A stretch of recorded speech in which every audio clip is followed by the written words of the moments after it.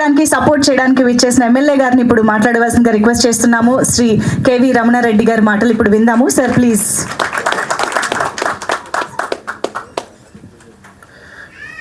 అందరికీ నమస్కారం.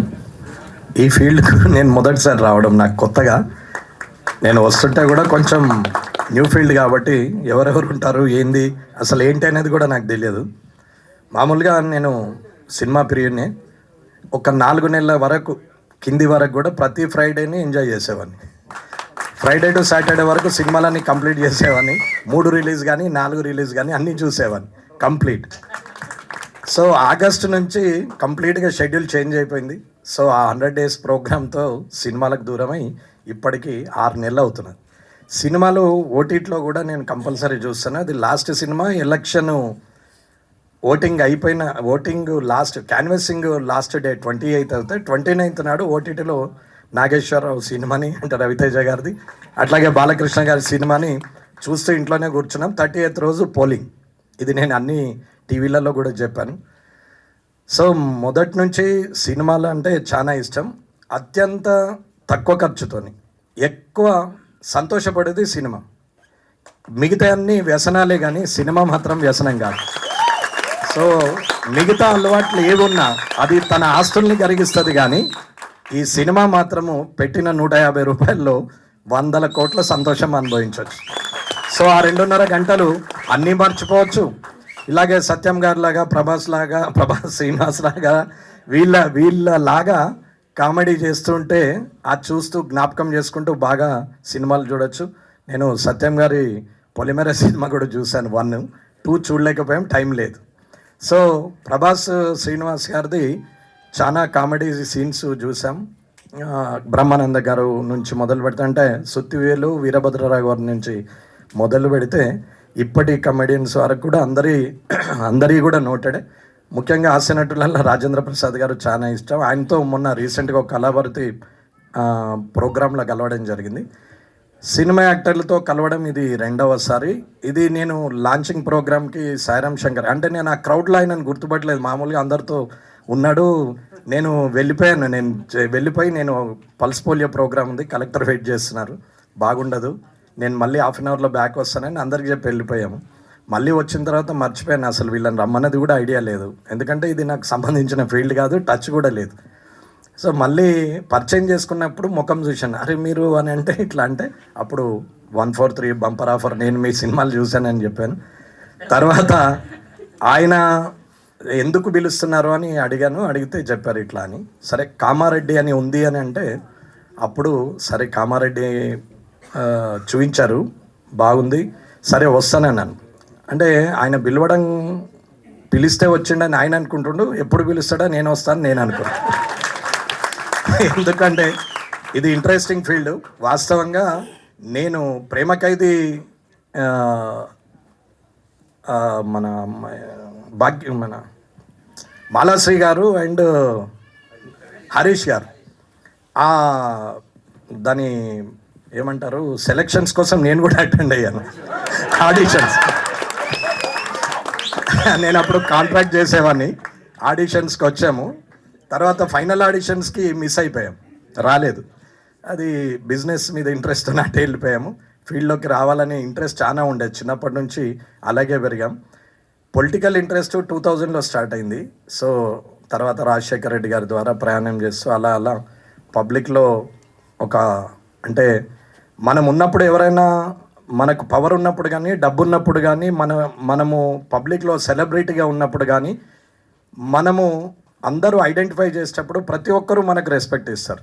కానీ మనం చనిపోయిన తర్వాత కూడా జ్ఞాపకం ఉంచుకుంటారు చూడండి, ఆ లైఫ్ ఉండాలి. కాబట్టి అది ఏ ఫీల్డ్లో పనిచేస్తుంది అంటే పొలిటికల్ ఫీల్డ్లో పనిచేస్తుంది. సో మనం చనిపోయిన తర్వాత కూడా 100 సంవత్సరాలు గుర్తుంచుకుంటారు జనం అంటే ఆ ఫీల్డ్లో మనం చేసే మంచి పనితోనే అనే ఉద్దేశం మీద అటు టర్న్ అయ్యాం. సరే ఇక్కడికి తను వచ్చిన తర్వాత రావడం నాకు చాలా హ్యాపీగా అనిపించింది. So this is the first time. ఏది ఉన్నా ఉన్నప్పుడే కనపడుతుంది, మంచితనం మాత్రం మనకు లేనప్పుడు కూడా కనపడుతుంది. ఆ కనపడేదాన్ని చూసుకొని ఎదిగితే ఒకరోజు ముందుకు అడిగేసే ముందర ఒక్కరోజు వెనక్కి మరి చూసుకుంటే మనం వచ్చిన స్థానం ఇక్కడ నుండి మనం ఏ స్థానంలో ఉన్నామనేది ప్రతిరోజు మనం గమనించుకుంటే మ్యూజిక్ డైరెక్టర్ గారు భీమ్స్ గారు అన్నట్టు మార్పు మనలో రాదు, ఎదుటోళ్ళలో కూడా రాదు. వేరే వాళ్ళు చెప్పాల్సిన అవసరం లేదు. మనం ఒక్కరోజు వెనక్కి ఉంటే ఏ రోజు నుంచి వచ్చినామండి. నేను రోడ్డు మీద నిలబడితే ఎప్పుడో 10 ఏళ్ల క్రితం 2006లో జిల్లా పరిషత్ చైర్మన్గా చేశాం. అప్పుడు లిక్కర్ దాని మీద, మాఫియా మీద ఫైట్ చేసాం. చాలా క్రేజ్ వచ్చింది. తర్వాత 10 ఏళ్ళు బ్యాక్ వెళ్ళిపోయాం. మళ్ళీ ఐడెంటిఫికేషన్ కోసం రోడ్డు మీద నిలబడితే గుర్తుపట్టే వాళ్ళు చాలా తక్కువ మంది.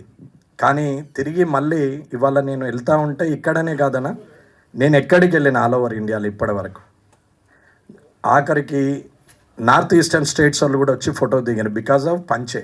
అంటే ఈజ్ ద జాయింట్ కిల్లర్ అని. ఆ క్రెడిట్ కూడా రేవంత్ రెడ్డి గారికి, కేసీఆర్ గారికి, నా గొప్పతనం ఏం కాదు. సో ఎప్పుడైనా మన మన మన స్టాండర్డ్స్ మనకు తెలిసినప్పుడు, మనం ఎంతైతే ఎదిగినా మన స్టాండర్డ్స్ మనకు తెలుస్తాయి. కాబట్టి వెనక్కి మరి చూసుకుంటే మన గత జీవితం జ్ఞాపకం వచ్చినప్పుడు భవిష్యత్తులో ఎంత దూరం పోయినా వర్తమానంలో పద్ధతిగా మాత్రం ఉండగలుగుతాం. కాబట్టి వెనక్కి చూసి, గతంని చూసి, వర్తమానంలో నడిచి భవిష్యత్తును ఊహించుకున్న వాళ్ళు సక్సెస్ అవుతారు.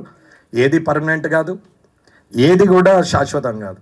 ఒక్క పేరు తప్ప ఏది శాశ్వతం కాదు. డబ్బు కాదు, పర్సనాలిటీ కాదు, ఏది కాదు.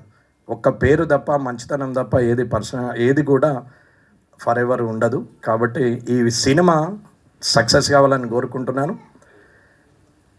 నన్ను పిలవడానికి నేను ఎంతైతే సంతోషపడుతున్నానో, ఈ సినిమా సక్సెస్ అయితే నా గెలుపులో పొందిన ఆనందం కన్నా ఎక్కువ పొందుతా అనేది అంటున్నాను. కాబట్టి అందరూ కూడా ఒక సినిమా సక్సెస్ ఒక హీరోకో, ఒక హీరోయిన్కో, ఒక స్టార్ కమెడియన్కో, స్టార్ విలన్కో కాదు, బిహైండ్ ద స్క్రీన్లో ఉన్న వేల మంది, లక్షల మంది భవిష్యత్తుకు సంబంధించింది. కాబట్టి వాళ్ళ జీవితాలకు, వాళ్ళ కుటుంబాలకు సంబంధించింది. కాబట్టి ప్రతి ఇండస్ట్రీ చల్లగా ఉండాలని, ఖచ్చితంగా సినిమా ఇండస్ట్రీలో చాలామంది ప్యాషన్గా వస్తారు. ఆ ప్యాషన్లో కొందరు సక్సెస్ అవుతారు, కొందరు గారు. సక్సెస్ అనేవారు ఏమి హీరో కాదు, సక్సెస్ అనే వాళ్ళు ఫెయిల్యూర్ కాదు. కానీ ప్రతి దాంట్లో టాలెంట్ ఉన్న వాళ్ళు చాలామంది కనుమరుగై ఉంటారు. టాలెంట్ లేకున్నా కొందరికి లక్ వచ్చిన సక్సెస్ అవుతారు. బట్ ఎప్పుడైతే సక్సెస్ వస్తుందో, ఆ సక్సెస్ రావడానికి పడ్డ కష్టం కన్నా అది నిలబెట్టుకోవడానికి 100 రెట్లు కష్టపడాల్సి వస్తుంది. అందరూ అనుకుంటారు సక్సెస్ అయితే సక్సెస్ అయిందని. సక్సెస్ని స్టేబుల్ చేయాలంటే ఇంకా ఎక్కువ కష్టపడాల్సిందే తప్ప తక్కువ ఉండదు. కాబట్టి కార్యక్రమానికి గమనించిన సాయిరామ్ శంకర్ గారికి, డైరెక్టర్ నవీన్ రెడ్డి గారికి, ప్రొడ్యూసర్ దేవరాజ్ గారికి, నేను మా తెలంగాణ అనుకున్న సురేందర్ రెడ్డి గారు కానీ, హరీష్ శంకర్ గారు కానీ, వంశీ పైడిపల్లి గారు కానీ, వీళ్ళంతా తెలంగాణ నుంచి అనే ఒక ఫీలింగ్ ఉండే. బట్ నేను కలుస్తాను కూడా ఎక్స్పెక్ట్ చేయలేదు. But field is different. ఎప్పుడైతే ఒకవేళ గవర్నమెంట్ వచ్చి నేను మంత్రి అయితే సినిమాటోగ్రఫీ తీసుకోవాలని ఒక కోరిక వచ్చినప్పుడు, కారణం సినీ ఫీల్డ్ మీద ఉన్న క్రేజ్ తప్ప ఇంకోటి ఏం లేదు. సరే, అది టైం విల్ బి డిసైడెడ్. దాని గురించి పెద్ద ఆశ ఏం లేదు. ఈ సక్సెస్ని మించిన సక్సెస్ అయితే ఉండదు అనుకుంటున్నాను. ఎందుకంటే ఇన్ ఫ్యూచర్లో కూడా ఇంకిద్దరు ముఖ్యమంత్రులను దేశంలో ఎవరు ఓడగొట్టారు కూడా. కాబట్టి అదృష్టం కామారెడ్డి ప్రజలు ఇచ్చింది. ఈ సినిమా కూడా కామారెడ్డి నుంచే స్టార్ట్ అయింది. పేరు కూడా కామారెడ్డి శంకర్ అని పెట్టుకోవడం నిజంగా సంతోషం. ఇది దానికోసం నేను చాలా హ్యాపీ ఫీల్ అవుతున్నా. సినిమా సక్సెస్ కావాలని ఆ భగవంతుని ప్రార్థిస్తూ ఈ అవకాశం ఇచ్చిన మీ అందరికి కూడా ధన్యవాదాలు తెలియజేస్తాను. Super sir, thank you so much. మీరు ఇక్కడికి రావడమే మాకు ఆనందం. అంటే మీరు ఇంత మంచి సినిమా అభిమాని అని తెలుసుకోవడం ఇంకా ఇంకా ఆనందంగా ఉంది. ఎంతైనా తెలంగాణ మట్టిలోనూ, ఆ బ్లడ్లోనే ఆ కళ అనేది ఉంటుంది అనుకుంటా.